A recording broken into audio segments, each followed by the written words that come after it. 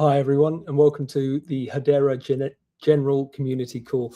I'm Luke Forrest on the Developer Relations team here at Hashgraph, and I'll be your host today.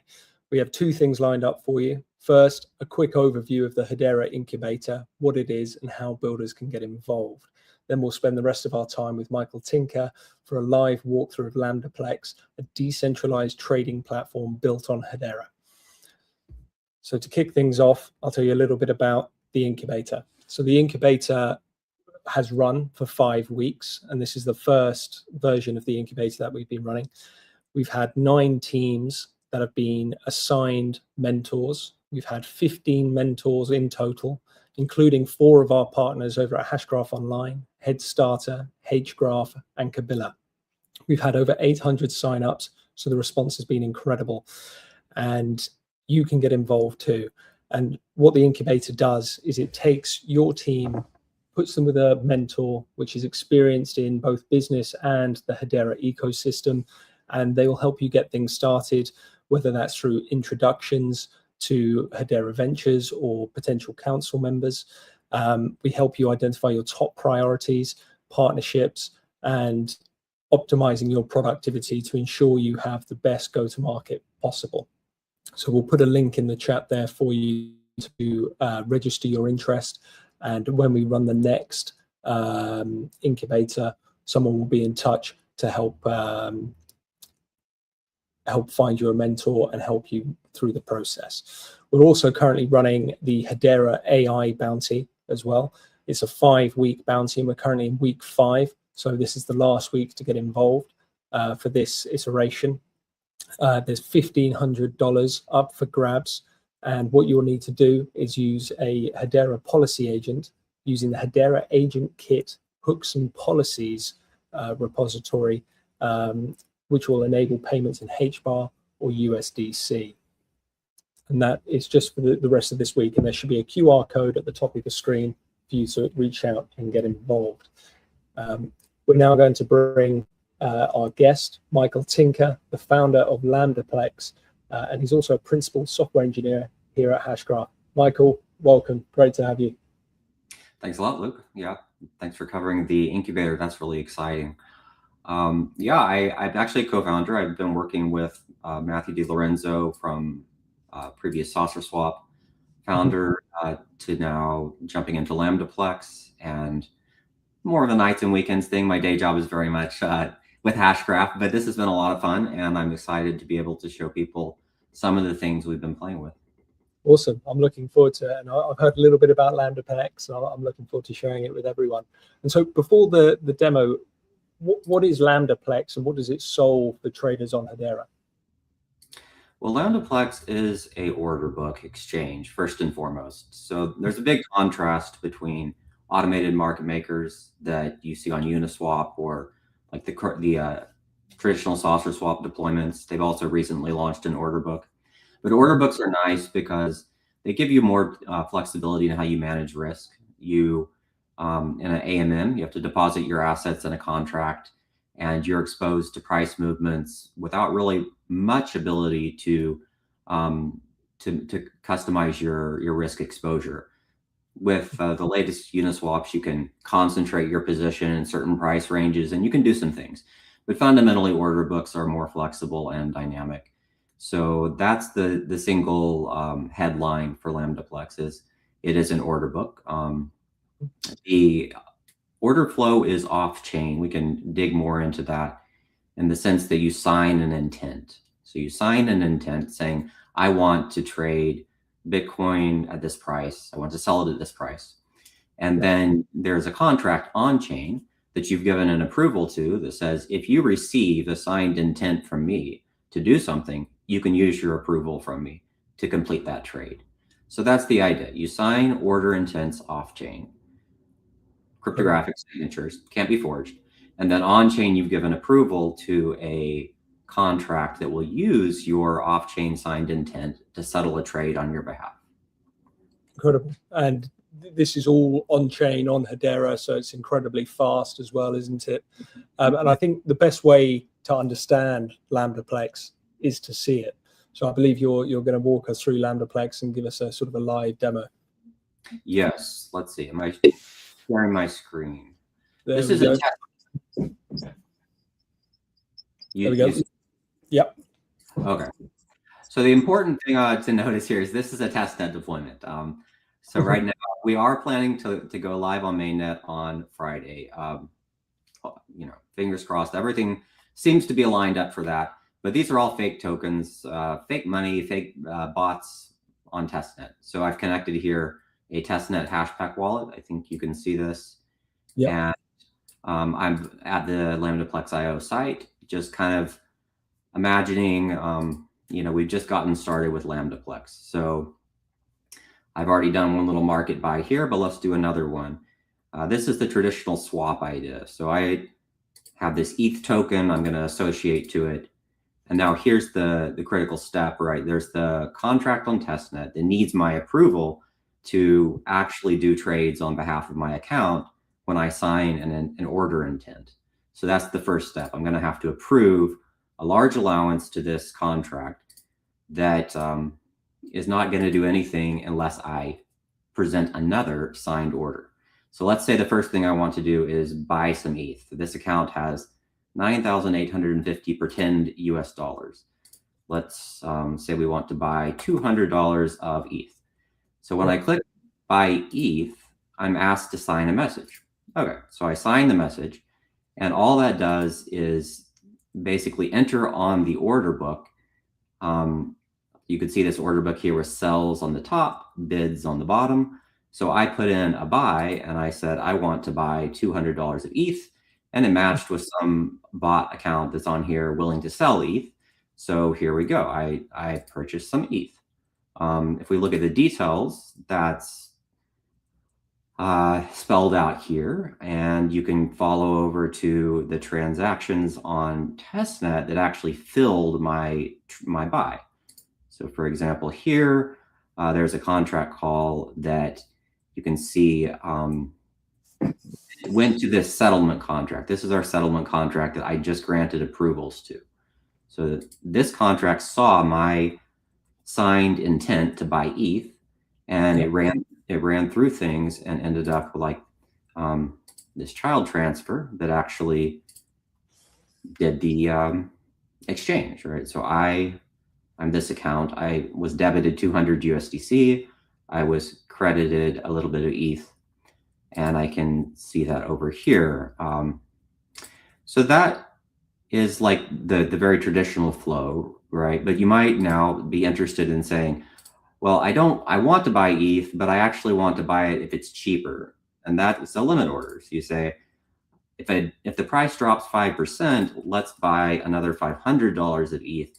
That seems like a better deal. So I could then put that order on the book, and now it's just sitting there at the price of 16.52. I'm willing to buy. So somewhere in here, I'm at the same level as a couple other orders. So I could then say I changed my mind. I don't like that. Let's cancel that. Did I sign? 1 second. I may not have signed that. Let me try. Sometimes when I'm in a flow, I don't actually sign my orders. Let's try this. Okay. So let's buy $500. Okay, I did sign it. Okay.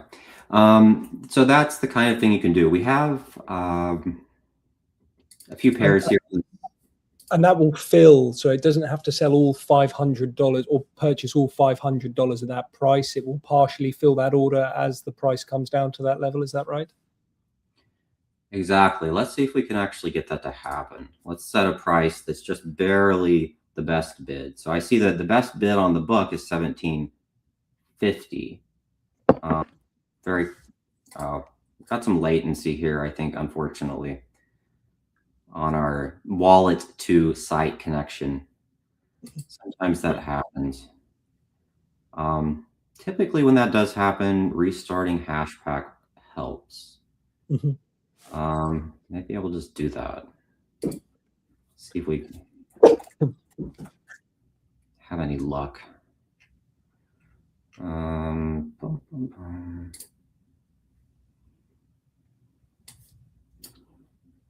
All right, now it seems to hook back up. Let's see. So if we pick a price that is better than 1720 but worse than 1750, let's pick 1735, and then put 1,000 USDC. Now we should be asked to sign something here. Come on. Send me my message. Oh, there we go. Okay.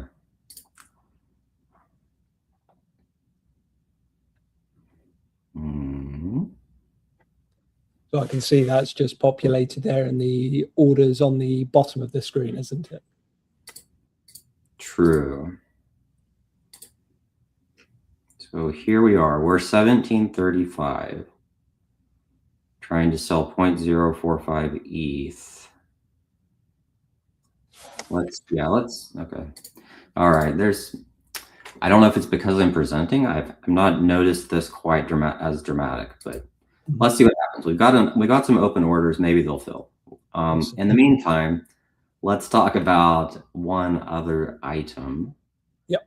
Which is vaults. So a big aspect of any order book is how much liquidity is available.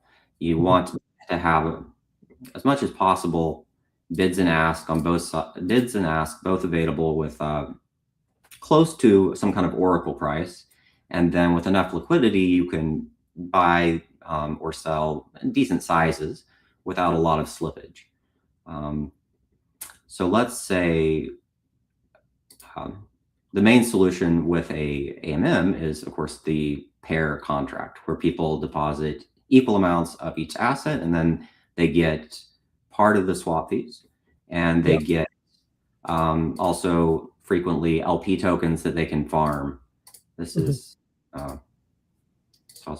Hashpack is not happy.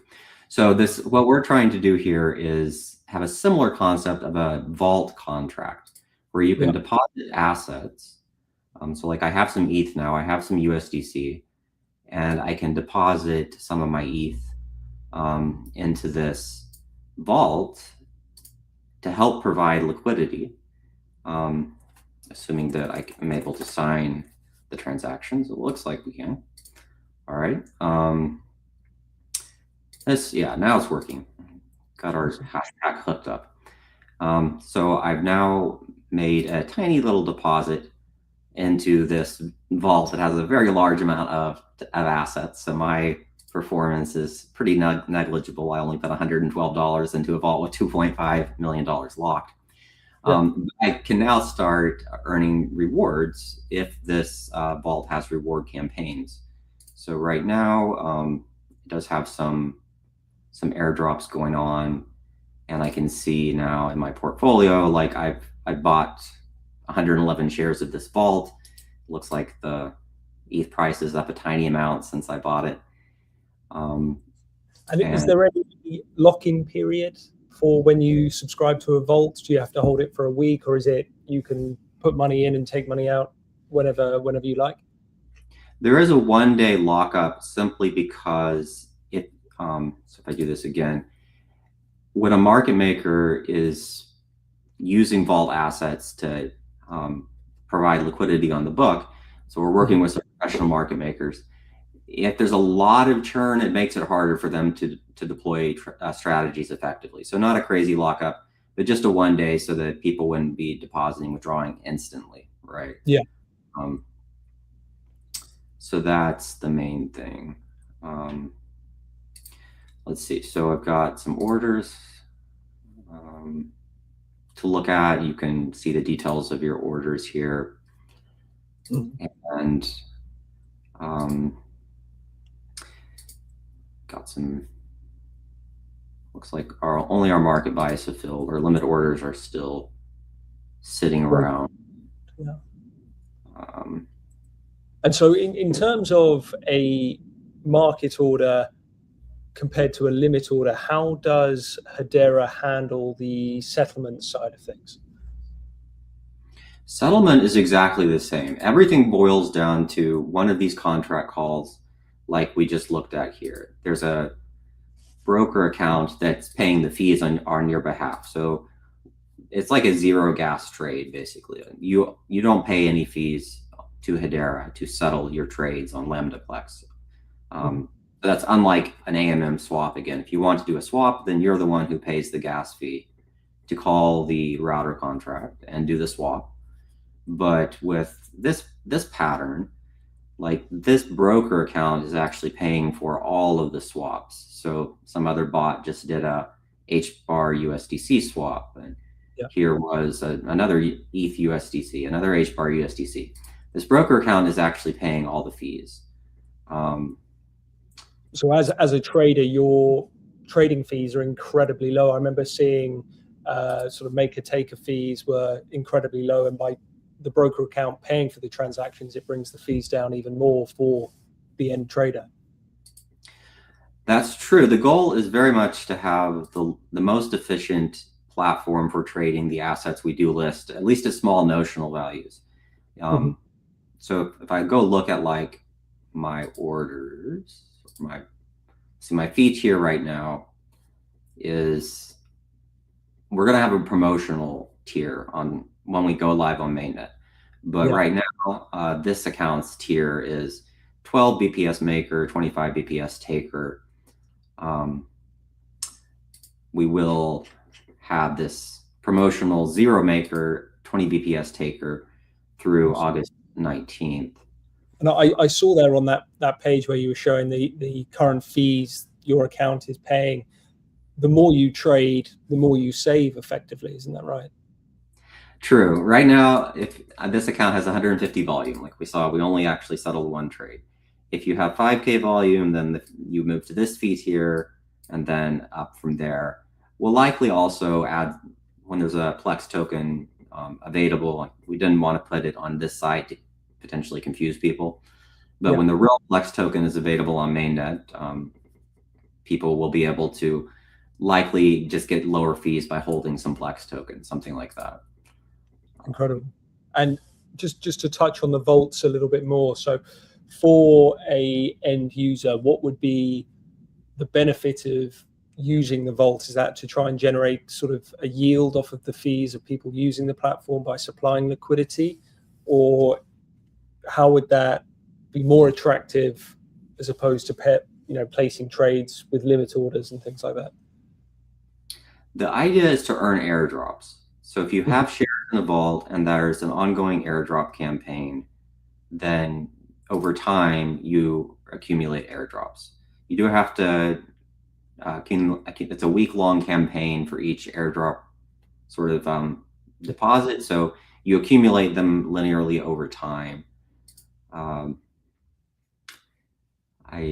guess we may not see that live. And so the airdrops, is that paid in HBAR, or is it in the tokens that you're supplying liquidity for? That will primarily be Plex token. So it'll be the exchange token. I guess we did get to see one of our limit orders fill. A bot was generous enough to cross the spread, and now that's 36% filled. Incredible. One more trade. And yeah, so if you want, you can customize your account a little bit and say, pick a picture to be your, be your little display, and you could have a display name and can register an email. If you want to get notified when trades fill, you can do that. Up for the email side, yeah. See if we get a verification here.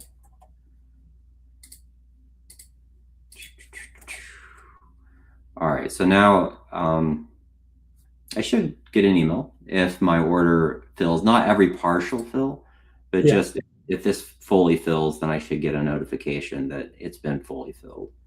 Awesome. And in terms of the assets or the pairs that you support at the minute, is it just ETH USDC, or are you supporting other pairs as well? Our main goal for launch on mainnet will be HBAR USDC, wrapped Bitcoin, wrapped ETH, and perhaps something like Dovu. And then the Plex token would also have a pair. So probably 4 or 5 pairs to start with.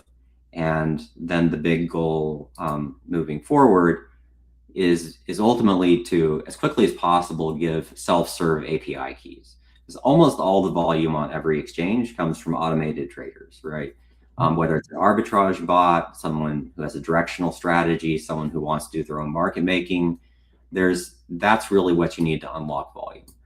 And right now we're going to roll out a little slowly, just giving our professional market making partners API keys. But then the goal is, as quickly as possible, let's connect a different wallet here. I have an admin wallet in this environment. And let's verify it. You do have to prove that you own it fundamentally. But an admin right now can create a bot. And this is going to be, I think, the real thing. This is what really makes you honest to goodness exchange, is when you can let people say, create a bot account, right? And just do something. Where's my mnemonic? I had some mnemonic sitting around here. Grab one.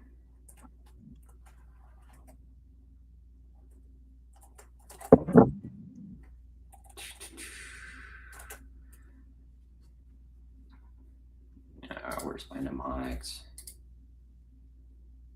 Don't want to share something. Come on. Oh, yes. I can just use another key. 1 second.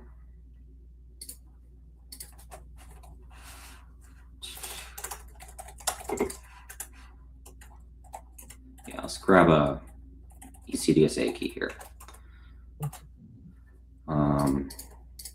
So we can say we're going to sign, we want to create a bot account with like this. Never mind. Won't demo that right now. It looks like I issue a bot accounts.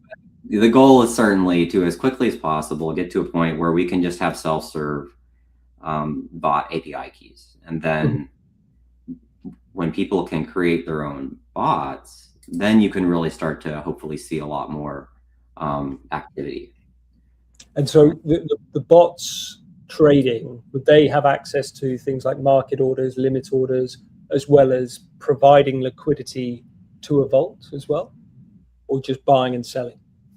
Just buying and selling right now. So the API here is very similar to the Binance API. You basically got almost a copy paste of a subset of the Binance API, which should hopefully make it very easy for people to vibe code bots. It's just like a whole different world now, right? It used to be software was so hard to produce at all, whether good, bad, just getting anything working was so hard. With AI coding agents, now it's pretty easy to ship code. It may not be great, but certainly when you are able to give people an API that is going to be very familiar to the AIs, right? Binance is one of the oldest, biggest exchanges.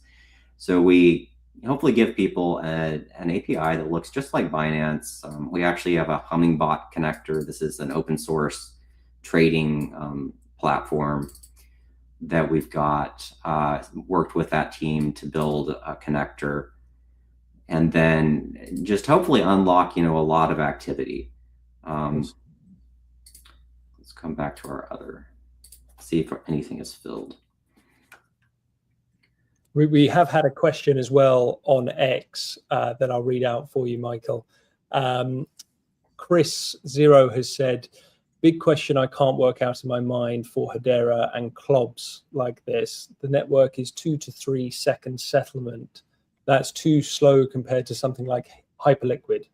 Am I missing something? No, you're not missing anything. Settlement latency is somewhat less important than time from the latency from an order being placed to the order being on the book. That is somewhat more critical for most trading roles. But yeah, there's no way around it. The time to finality for especially a mainnet, any sort of mainnet, is going to be very slow compared to a centralized exchange. So Hyperliquid is gotten largely around that by co-locating all of the validators for their blockchain and building native services that implement everything you need. So no contracts, right? No off-chain interactions. Just everything is built into the L1. The L1 is high-performance nodes co-located, and it has similar to a centralized exchange performance. So if you kind of play out some very happy scenario for Lambdaplex, ultimately, we would definitely need to move to a hash sphere. We would need to say, settling on mainnet is nice. There's lots of existing infrastructures. You can just click over to Hashscan. Here's your transaction, all the assets that wrap Bitcoin from layer 0 or HBAR, Circle USDC. Those assets are already on mainnet. A lot of the infrastructure is there, and now you just kind of build something on top. But if you want really competitive performance, you're absolutely right. You're going to have to do a custom hash sphere. And then you're going to have to use Flipper to move the assets you want to trade onto that hash sphere. You're going to need to build in native services. And there's just no way around it. So that's a great point. You said from Christopher? Chris Zero from X. And he's got a follow-up question as well. He said, and is there escrow and settlement handshake through a central routing account, or a buyer's account just splits up the fees and settles? There's no escrow at all. It's completely self-custody. So if you, let's see, which account did I connect with before? It's going to show that you will have some, this Hashpack is just not happy with us right now.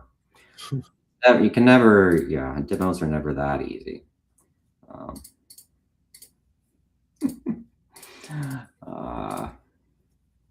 Okay. If you will have, I don't know, here's a different account. I don't remember which one I just connected with first, but this one has 10,000 USDC.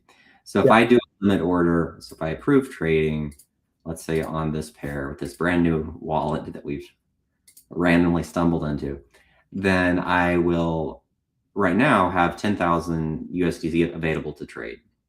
Let's put a very conservative limit buy on HBAR. Let's say we'll buy HBAR when the price drops 5%. So we'll put this order on there. Now my available USDC has dropped to 9,900 because I've, in some sense, locked 100, saying I'm reserving that 100 to buy HBAR if the price drops 5%. Yeah, and that's totally sensible. But if I go to my Hashpack and I find this account, which is ending with 389, okay. So if I go to the 389 account and I look at its assets, it's still 10,000. I haven't escrowed anything here. It's just from the exchange's perspective, it knows, like from Lambdaplex's perspective, it knows you have this order open. It knows that to fill that, it needs 100 USDC. So from its perspective, it's only going to let you trade another 9,900. But in reality, you've retained custody. You could just send this away, and then there's some complicated monitoring we have to do with the Mara node to track whether you have basically pulled the collateral out from under our feet. Then we have to automatically cancel this order. It's all very complicated. But self-custody it's fully self-custody. So incredible. And does that work through approving an allowance? So you approve the allowance to be spent, or how does that side of things work? That is the critical thing. When I click that approve trading, so let's go over to this one. Associate. Again, this approved trading is the key step. I am granting an allowance to a settlement contract to spend all of these assets for me. So that is the critical contract that we, of course, have audited, reviewed, spent any amount of time digging into, because you need that contract to truly have the behavior that it will only use its allowance for you if it has a signed approval from you saying, this is what I want to do. So Yeah. let's go back and find where we're at. Where are we? Okay, here. No, we haven't filled anything. Let's do a market buy. Yep. So we can get a fill. Show you that contract one more time. Let's buy $100 of XRP if we can.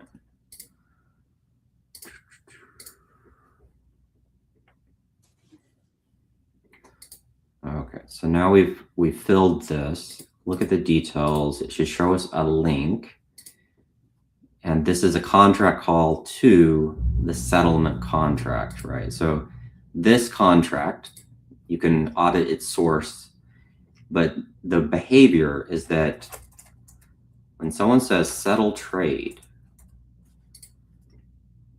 the only way this will ever actually use any approval from any account that this contract has is if the signed orders that come in here are compatible with the proposed transfers. So there's some transfers. Someone says, I think that you should settle this trade using your approvals. And the reason I think you should do that is because here are some signed orders with details of exactly how those signatures are passed in.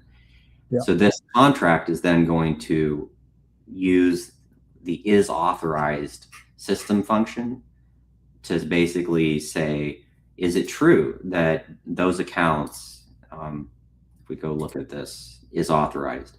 It's going to check, is it true that those accounts have actually signed these orders that someone gave me? Like, anyone could have given me them, but is it true that the accounts involved in that trade, did they really sign those intents? If they did, and they gave this contract approval, then the contract simply uses its approval to settle the trade. Awesome. We've had Chris has come back and has said, excellent answer. Hashsphere was all I could think of as an awesome solution longer term. This product is great. Block streams, ? Block streams, yes, that will be a nice win on the latency. Just getting it down to something that's even a little nicer. So right now, when I do my market buys here, spend another 100 on XRP, you can see once I've signed this, it starts settling, spinning, and then takes a couple of seconds. That's basically because we have to wait for that settlement trade to reach consensus on testnet. Well, on testnet, C2C is extremely fast. So that's, I don't know, at most 700 milliseconds, something like that. On mainnet, that's more like right now 2 seconds, right? So that's with spinning thing would last longer. Your transaction would make it to mainnet. It would then get put in a block, and we would have to wait basically until that block has gone through the entire pipeline into Marinode's database, and we can see, oh, your transaction has officially reached finality. It's in a signed block.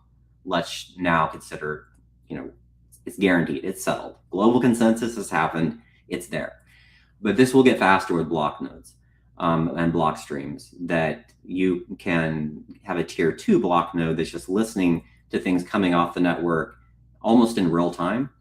Yeah. And then we could carve this down to that spinning lasting, half as long, maybe. Awesome. And I've got a follow-up question sort of in regards to how the orders are executed and settled. So on a Ethereum-based decentralized exchange, for example, miners and validators can reorder transactions to their advantage, sort of, I suppose, MEV front running before a trade executes. How does Hedera change that? How does Hedera combat that? Is it an issue on Hedera?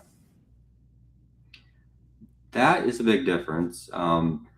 Because this is a permissioned network, and because the way Hashgraph consensus works, there is no risk of any trade intent being delayed from submission, put into a mem pool and shuffled around to the benefit of the validator that's submitting your transaction.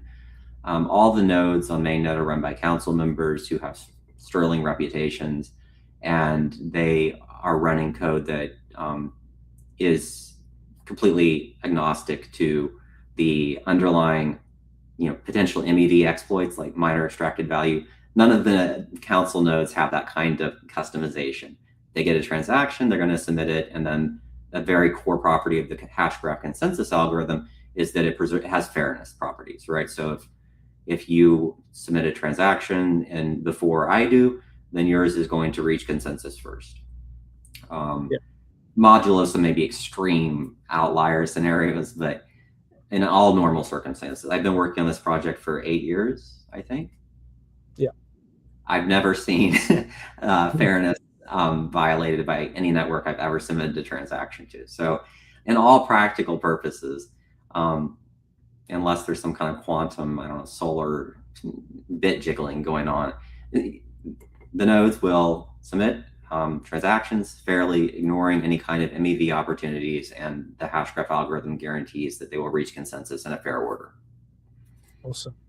Thanks for clarifying. And in terms of Lambdaplex, you said you're going live Fridays. Is the plan? That's the plan. Awesome. And where do you see sort of decentralized exchanges on Hedera and on other chains progressing sort of over the next few years?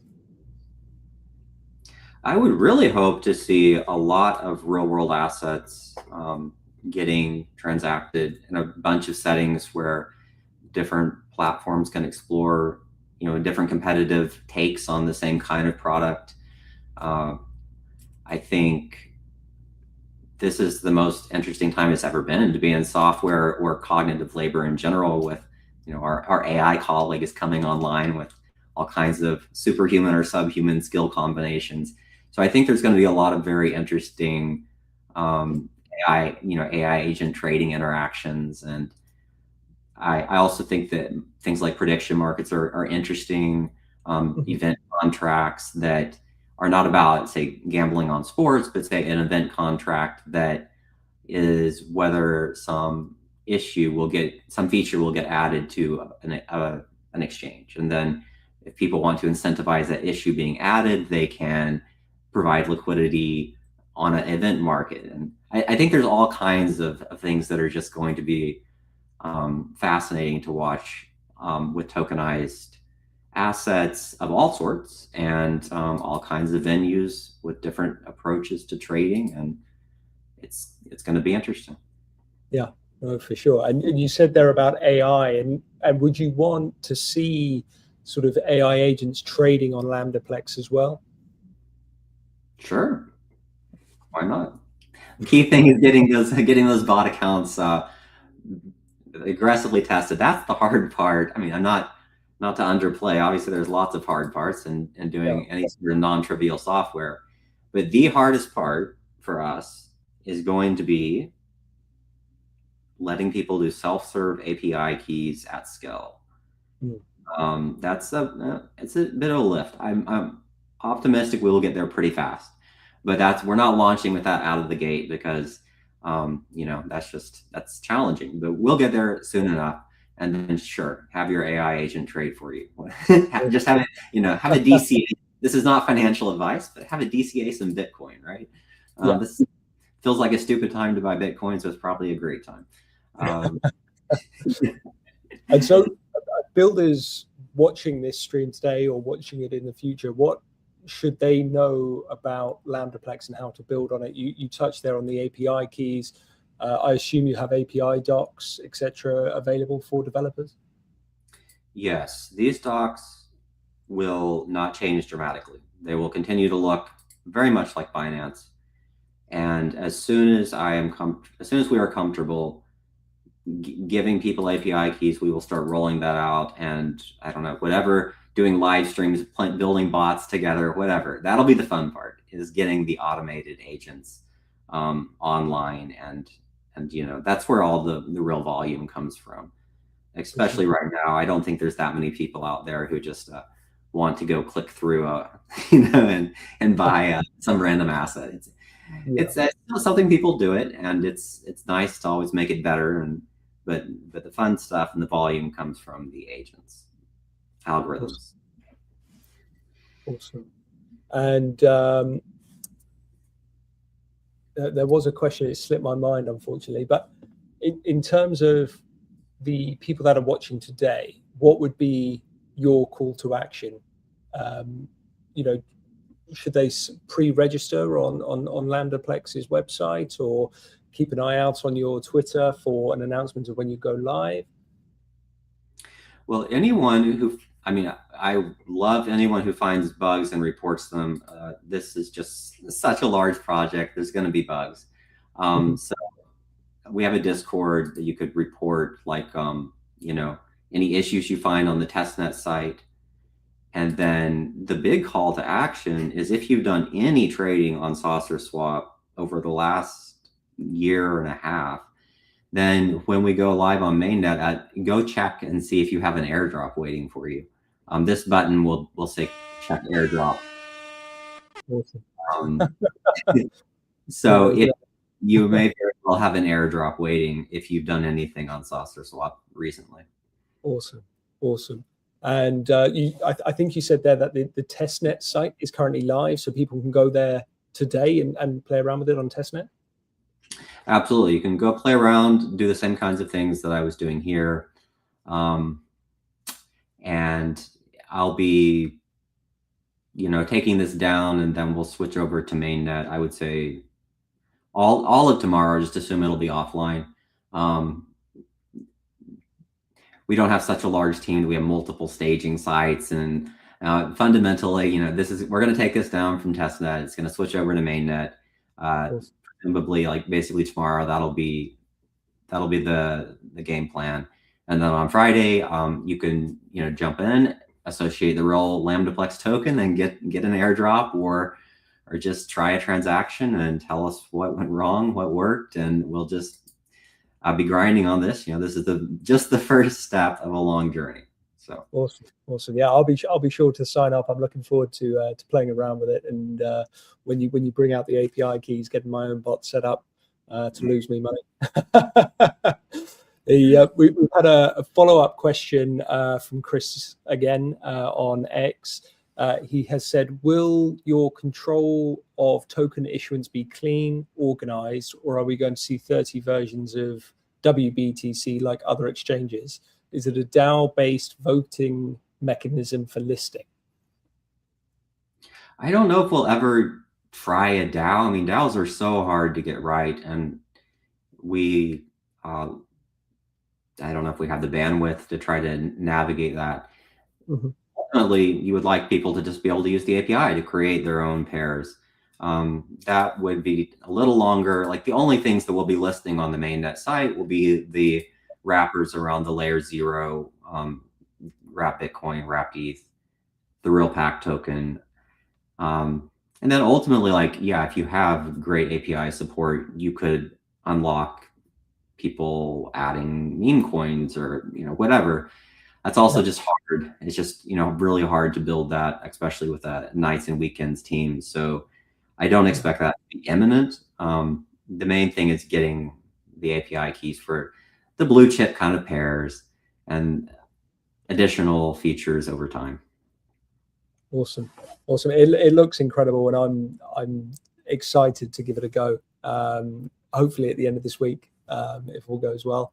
And we are slowly coming up to sort of the end of our time. Is there anything you'd like to point to? Is there anything else you want to discuss or run through or double click on for anyone watching today?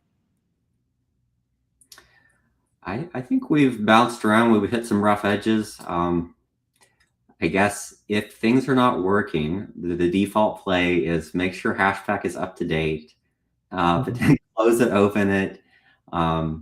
I do feel every time I demo, I get a little worse behavior from things just because I'm sharing my screen. So I'm hoping, exactly. I'm hoping it's not gonna, the kinds of things where it took a while for a message to show up in the wallet, right? I'm hoping people people don't experience that too much at home when they're not screen sharing on a live stream. But if you do experience it, then try, disconnecting, hashpack, reconnecting, but also just let us know in the Discord, or you can ping me on X. I will definitely always try to fix things as soon as I can. Awesome. And your Discord, is that listed on your website so people can see where to join the Discord? It's this tiny little icon down here. Yeah, you just Awesome. You got all your social links there that people can follow you on and join the conversation as well. True. Awesome. Well, Michael, it's been an absolute pleasure. I'm incredibly excited by this and looking forward to giving it a go myself. Yeah, thanks a lot, Luke. It's been a lot of fun. I appreciate it.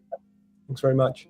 If there's any questions from the community, now's your chance. Put them in the chat and we'll pick them up. But if not, hop in Lambdaplex's Discord. They'll be more than happy to help you out and point you in the right direction. Absolutely. Awesome. Thanks very much. Speak to you soon. Bye-bye. The need for a more interconnected world is fueling new decentralized technologies and new ways of doing business. Hedera stands at the forefront of distributed ledgers, where every interaction is not only trusted, but fast, efficient, and secure.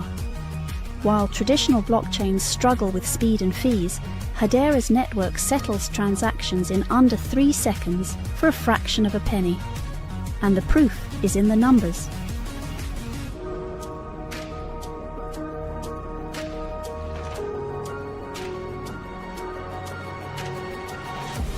Hedera is uniquely governed by a council of the world's leading institutions, ensuring transparency, trust, and decentralization.